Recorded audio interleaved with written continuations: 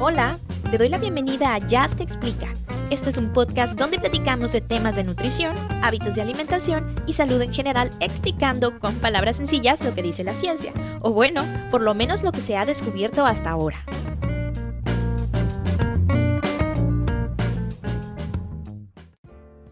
Hola a todos, yo soy Jazz y les doy la bienvenida a Jazz te explica.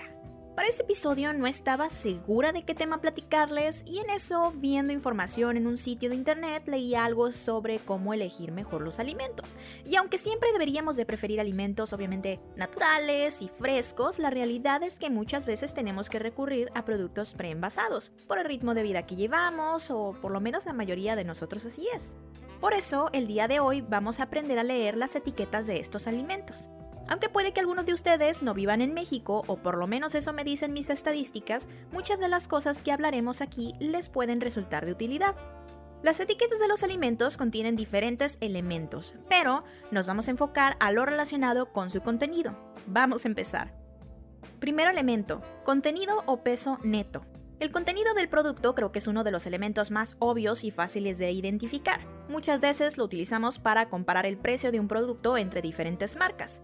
El peso puede variar dependiendo de las cantidades que usualmente utilizamos sobre cada alimento y dependiendo también de la duración que tenga cada uno. La lista de ingredientes. Los ingredientes de cualquier alimento podemos encontrarlos, aunque a veces en letras muy chiquitas, en forma de lista. Esta lista debe obedecer un orden específico. Quiere decir que el primer ingrediente será el que se contiene en mayor cantidad en ese alimento, seguido por el segundo y así sucesivamente. Generalmente, los ingredientes que representan menos del 5% del contenido no se incluyen en esta lista. Declaraciones nutrimentales y saludables. Estas son frases que resaltan algún atributo del alimento, por ejemplo, rico en vitaminas y minerales, o alto en fibra. En estos días existe un mejor control de este tipo de declaraciones a comparación de años anteriores, lo que resulta obviamente beneficioso para nosotros los consumidores porque podemos estar seguros que lo que se dice en la etiqueta es real. Los avales. Son parte de las declaraciones que señalan que el consumo de ese alimento se relaciona con alguna mejora de alguna enfermedad, o bien que están respaldados por alguna institución que cuida de esa enfermedad.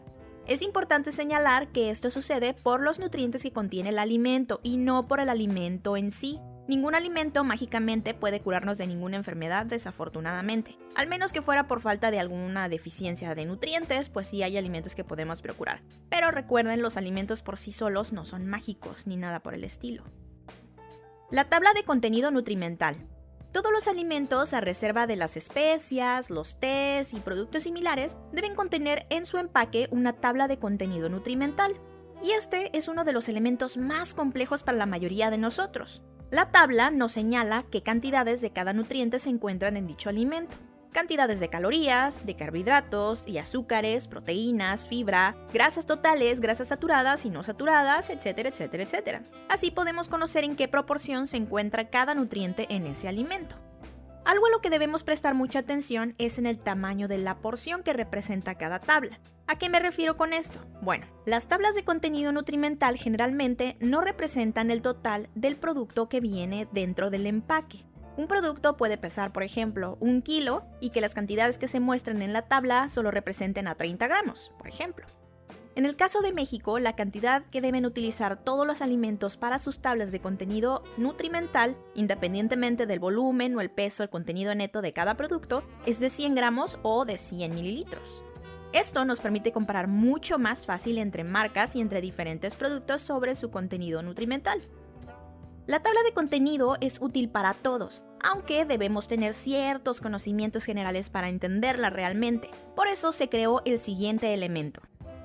Sellos de advertencia. Los sellos son parte del etiquetado frontal, es decir, que pueden identificarse viendo el producto de frente, específicamente en la esquina superior derecha. En México, de acuerdo con la norma 051, los alimentos preenvasados que excedan cierta cantidad de nutrientes que les llaman críticos deberán llevar un sello de advertencia. Estos sellos de advertencia empezamos a verlos desde el año pasado. Son octágonos de color negro con letras blancas que les permiten que resalten del resto del empaque. Como les decía, hay diferentes ingredientes críticos que la norma identifica deben señalarse cuando son excedidos. Vamos a ver cada uno de ellos.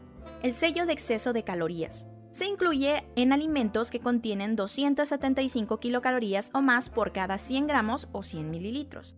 Para que nos demos una idea, 100 gramos de verduras son poco menos de 50 kilocalorías, 100 gramos de pechuga de pollo cocida son cerca de 160 y 100 gramos de arroz cocido son casi 130 kilocalorías. Comparado con los ejemplos anteriores, 275 kilocalorías parece un poquito excedido, pero digamos que es fácil para algunos alimentos, sobre todo cuando su contenido en grasas y azúcares es elevado, pues llegar o rebasar esos 275 kilocalorías que son el límite. Sello de exceso de azúcares. Los alimentos preenvasados que contienen este sello es porque el total de azúcares en ese alimento representa el 10% o más del contenido total de energía, es decir, del total de calorías que hay en ese alimento. El consumo de azúcares en exceso está relacionado con el desarrollo de diferentes enfermedades crónicas, incluyendo la diabetes. Es por eso que los azúcares fueron identificados como un ingrediente crítico. Sello de exceso de grasas saturadas. Al igual que los azúcares, los alimentos que contienen este sello es porque las grasas saturadas representan un 10% o más de las calorías que proporciona el alimento. Si les interesa saber un poco más sobre las grasas, les recomiendo ver el segundo episodio de este podcast. Sello de grasas trans. Cualquier alimento donde las grasas trans representen el 1% o más del total de calorías que proporciona dicho alimento deberá también tener este sello. Las grasas trans son un tipo de grasas saturadas cuyo consumo es dañino para la salud. Por último, el sello de exceso de sodio. En este caso, el sello se añade si la cantidad de sodio rebasa a 1 miligramo por kilocaloría.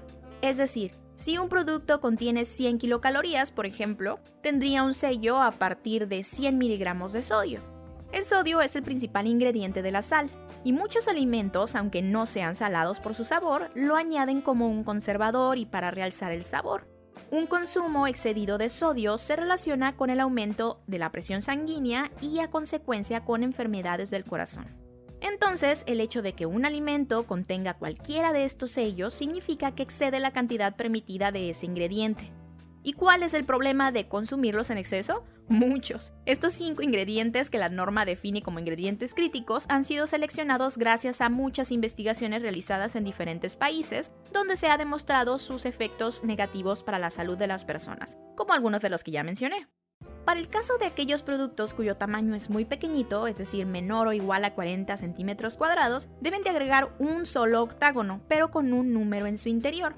Ese número indicará cuántos ingredientes críticos rebasa el producto. Por otro lado, para las bebidas embotelladas, el sello deberá venir en la parte externa de la tapa. Leyendas precautorias para niños. En el etiquetado mexicano, los productos que estén adicionados con cafeína o con edulcorantes deberán tener una leyenda precautoria. Contiene cafeína, evitar en niños. O bien, contiene edulcorantes, no recomendable en niños. Para quienes escucharon el primer episodio sobre edulcorantes, tendrán un poco más claro los efectos que se le han adjudicado a los edulcorantes. Quizá en algún episodio hablemos también de la cafeína. Con eso terminaríamos entonces los principales elementos que encontramos en las etiquetas de los alimentos. Sin embargo, me gustaría agregar algunos otros datos importantes. En México, de acuerdo a las políticas vigentes, serán eliminados todos los dibujos animados, personajes, deportistas o cualquier otro elemento que llame la atención de los niños hacia productos preenvasados que contienen uno o más de estos sellos. Esto lo notamos en muchos cereales de desayuno, en las papas fritas y créanme, aunque se veían muy bonitos, tenemos que ser conscientes de que los niños indudablemente se ven atraídos hacia estos productos por su imagen. Lo mismo pasa con los comerciales de televisión. Ellos generalmente no distinguen de un alimento que les hace daño y uno que no, sobre todo si no se les ha enseñado. Así que les pido que confíen en estas decisiones que se han tomado porque se han diseñado de acuerdo a un gran respaldo de evidencia científica y muchos estudios que tuvieron que hacerse antes de tomar estas decisiones. Y ahora podrán preguntarse, entonces, ¿de qué me sirve leer la etiqueta de alimentos? Bueno, aunque quizá para algunos sea obvio, la etiqueta debe darte la información suficiente para decidir entre un alimento y otro, o incluso entre una marca y otra. Las leyendas y los sellos de advertencia ahora facilitan mucho las cosas, así que lo ideal es evitar aquellos alimentos que contienen uno o más sellos. Ahora sí, terminamos con el episodio de hoy. Espero que de verdad les haya sido de utilidad. Si no, ustedes pueden dejarme sus dudas en mis redes sociales. Estoy en Facebook como Jazz Te Explica y en Instagram, que es donde tengo mucho más actividad, estoy como Jazz Hugues, YAZHUGUES. Así que recuerden que todo lo que escuchan aquí es con base a mi investigación personal y de acuerdo con la evidencia científica que está disponible hasta el momento en el que grabo cada episodio. Nos vemos para la próxima. Bye.